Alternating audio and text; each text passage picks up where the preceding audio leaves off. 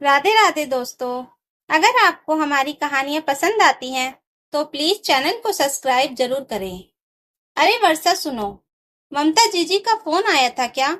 अभी तक उन्होंने बताया ही नहीं कि मायरे में क्या देना है। तरुण ने अंदर आते हुए कहा। उसकी बात सुनकर वर्षा ने ना में सिर हिला दिया। ये देखकर तरुण उदास होकर बैठ गया। अभी अभी ऑफिस से वो घर ही आया था। आप घर चले जाते ना उनके। अगर वो लिस्ट नहीं दे रही हैं तो खुद ही लिस्ट मांग लो। तुम्हें क्या लगता है मैं उनके घर नहीं गया था? 3-4 बार जा चुका हूँ।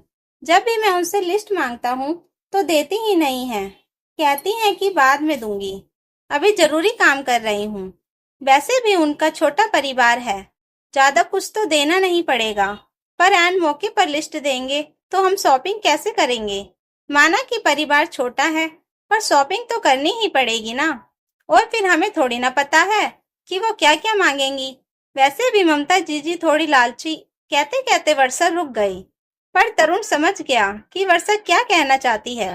पर ममता जीजी का स्वभाव भी ऐसा रहा है उसके आगे, इसलिए वो कुछ नहीं बोल पाया।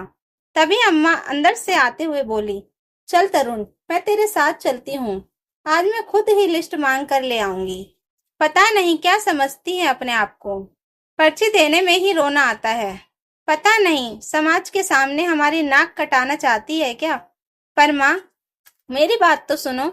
नहीं, मुझे कुछ नहीं सुनना, तू चल मेरे साथ। अम्मा ने जिद में कहा तो तरुण जाने को तैयार हो गया।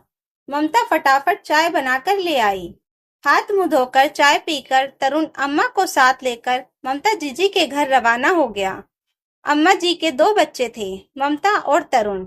दोनों बच्चों में 16 साल का फर्क था। ममता जहाँ बड़ी थी वहीं तरुण छोटा, इसलिए वो तरुण को चाहे वैसे चला लेती थी। ममता शुरू से अकेली बच्ची थी, इस कारण से थोड़ी जिद्दी स्वभाव की थी। इसलिए तरुण को चलाना उसके लिए मामूली सी बात थी। दोनों की उम्र का इतना फासला था कि तरुण उसकी माँ समान इज्जत करता था, इसलिए उसके सामने ज्यादा कुछ कह भी नहीं पाता था। ममता शुरू से ही लालची स्वभाव की रही है। तरुण की शादी में भी उसने वर्षा के आए हुए सामान में से काफी सामान हथिया लिया था। तब भी अम्मा बहुत नाराज हुई थी।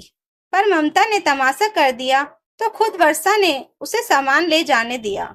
यहाँ तक कि उसके बेटे के जन्म के समय भी उसने नेक के पीछे हंगामा कर दिया था। घर में सब जानते थे कि ममता लालची स्वभाव की है, इसलिए जब कोई तीज त्योहार आता तो पहले उन लोगों को टेंशन होती थी। अम्मा खुद अपनी बेटी के ऐसे स्वभाव से परेशान थी। अब ममता के बच्चे तो बड़े बड़े हो चुके थे।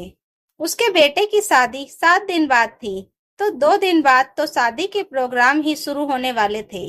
लेकिन अभी तक उसने और उसके ससुराल वालों ने मायरे की पर्ची नहीं दी थी, जबकि अम्मा और समाज के अनुसार बहन के ससुराल में मायरा देना जरूरी था। खैर, अम्मा और तरुण ममता के घर पहुंच गए। अम्मा को अचानक घर पर देखकर ममता उठकर उन्हें अंदर लिवाने के लिए आई। कुछ देर बैठने के बाद अम्मा ममता से बोली, ममता, मायरे की पर्ची कब दोगी तुम? तरुण कितनी बार तुम्हारे घर के चक्कर काट चुका है। अम्मा, मैं दे दूंगी ना। पर्ची कहीं भागी जा रही है क्या? अरे, शादी तो 7 दिन ही बाकी रह गए हैं। मायरे में क्या खाली हाथ आएंगे हम तेरे यहाँ? अम्मा ने जवाब दिया तो ममता बेशर्मी से बोली, अरे अम्मा, मायरा भी 6 दिन बाद है। इतनी क्या टेंशन लेती हो? मेरे भाई भाभी है ना, सब संभाल लेंगे। ममता ने तरुण की तरफ देखकर ताना मारा। देख ममता, हमारी कोई खुद की दुकान तो है नहीं कि जिसमें से जाकर सामान निकाल कर तेरे लिए लेकर आ गए। पर्ची देगी तो ही तो सामान लेकर आएंगे। और हमें क्या पता तेरे ससुराल में कितना क्या सामान लगेगा। अगर पर्ची दे रही है तो ठीक है, वरना हम शादी में नहीं आएंगे। अम्मा ने कहा तो ममता बोली, अरे अम्मा, तुम्हारे दामाद जी को तो आ जाने दो, वो पर्ची बना कर दे देंगे। अब मैं पर्ची बनाकर दे दूं और उन्हें पता ही ना हो तो भला कैसे काम चलेगा? कल को कोई रह गया तो मुझे डांट पड़ेगी। अरे, शादी पक्की हुए 2 महीने हो गए, तूने अभी तक पर्ची नहीं बनाई। कितनी आलसी है तू। अम्मा, वादा करती हूँ कल मैं पर्ची जरूर से बनवा कर भेज दूंगी। ठीक है, अगर कल पर्ची नहीं आई तो देख लेना। अपने बेटे की शादी करके बहू खुद ही ले आना। अपने मायके वालों से उम्मीद मत करना कि वो लोग आएंगे। कहकर अम्मा तरुण के साथ घर चली आई।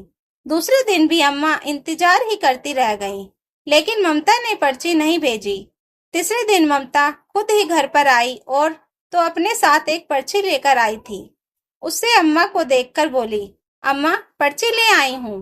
कल तो आना ही नहीं हो पाया और अब कल से प्रोग्राम शुरू होने वाले हैं, तो आज ही देने आ गई हूँ। अम्मा ने पर्ची खोलकर देखी तो उसमें 50 साड़ियाँ और 50 ही पैंट शर्ट मांगे गए थे। इसके अलावा ममता का लहंगा, ओढ़नी, कवर साहब का सूट और दोनों बच्चों के कपड़े अलग से मांगे गए थे। ऊपर से कोई सोने का गहना आरती की थाली में रखने के लिए। पर्ची देखकर अम्मा बोली, अरे ममता, तेरा इतना बड़ा तो परिवार नहीं है जितने तूने पर्ची में लिख दिए हैं।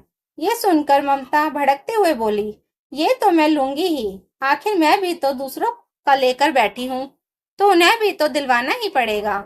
और मायरा इतना ही महंगा लग रहा था, तो मायरे की पर्ची के लिए क्यों घूम रहे थे? अच्छा होता मायरा देना ही नहीं पड़ता आपको। अम्मा कुछ कहने को हुई तो वर्षा ने इशारे से चुप रहने के लिए कहा।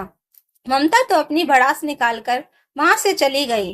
पीछे अम्मा ने कहा, लो देखो तुम्हारी बहन को, मैंने पहले ही कहा था कि मुंह खोलेगी ना तो पता नहीं क्या क्या बोलेगी।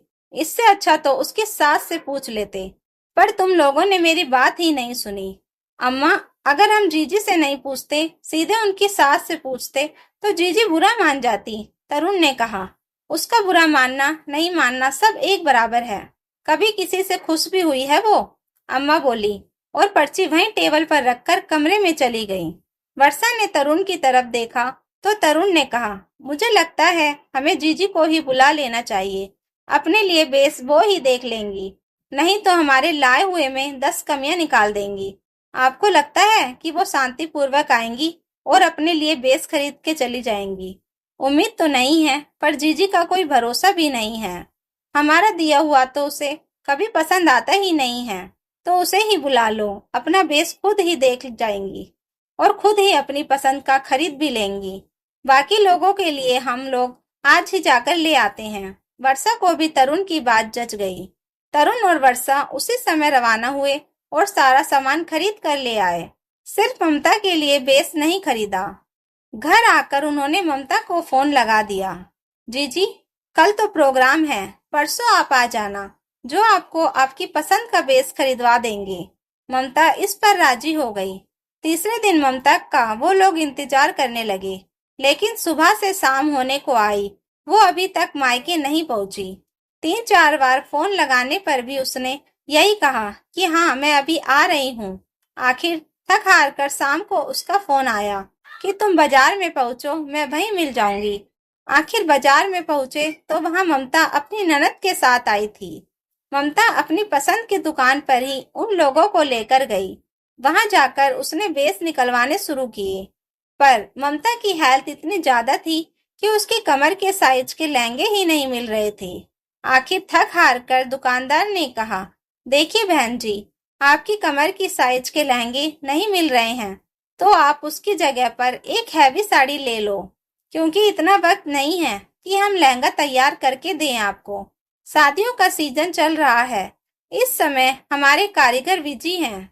आखिर ममता को साड़ी ही देखनी पड़ी, लेकिन साड़ी भी फिर कोई ऐसी वैसी नहीं। 25-30 हजार से नीचे वाली साड़ी को देखना ही पसंद नहीं कर रही थी। ये देखकर वर्षा ने तरुण की तरफ देखा, लेकिन तरुण ना इशारे से उसे बिल्कुल चुप करवा दिया और धीरे से कहा, तुम एक शब्द भी नहीं बोलोगी, वरना जीजी तुम्हारी बात पकड़ लेंगी।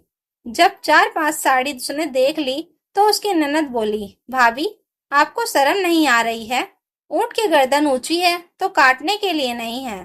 तुम्हारा छोटा भाई जो कि तुमसे 16 साल छोटा है, तुम्हारे बच्चे की उम्र का है, तुम्हें तुम्हारी पसंद की साड़ी दिलवा रहा है, तो थोड़ा सा तुम्हें भी ध्यान रखना चाहिए। जरूरी है 30-35 हजार की साड़ी देखना? 4-5 हजार में भी सुंदर सुंदर साड़ियां आती हैं। कुछ तो शर्म करो आप। आखिर अपनी ननद की फटकार सुनकर ममता उससे नीचे साड़ियां देखने लगी। 8-10 साड़ियों के बाद उसने 8 हजार की साड़ी पसंद की। साड़ी के बाद उसके साथ की एसेसरीज में ही 4-5 हजार रुपए और खर्च करवा दिए। जब खरीदारी हो गई तो ममता ने कहा, तरुण बाजार तो आए ही हैं, तो तू कोई सोने का गहना भी साथ ही साथ यहीं दिलवा दे, वो भी मैं अपनी पसंद का ही ले लूंगी। तब तरुण ने कहा, जीजी, हम सोना नहीं रख रहे हैं, उसके बदले में हम तुम्हें नकद ही दे देंगे।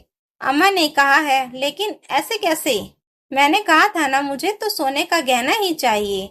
लेकिन ममता आगे कुछ कहती उससे पहले उसकी ननद बीच में बोल पड़ी। लेकिन क्या भाभी, जब आपकी अम्मा कह रही हैं तो वही बात मानो। आखिर आप अपनी अम्मा से बड़ी तो नहीं हो। और फिर मुंह खोलने से पहले सोच लो, आपकी भी एक ननद है। मैं अपने बच्चों की शादी में अगर ऐसी जिद लेकर बैठ गई तो आपका क्या होगा? ममता बहस करना तो चाहती थी, लेकिन ननद सामने खड़ी थी तो ज्यादा कुछ बोल नहीं पाई। अगर अभी वो ननद के सामने इस तरह से जिद करती तो कल को ननद के बेटे की शादी में उन्हें भी वो ही सब देना पड़ता। इसलिए ममता चुप रह गई। इसके बाद शादी में भी वो नगद और तोहफों को लेकर ज्यादा बहस नहीं कर पाई।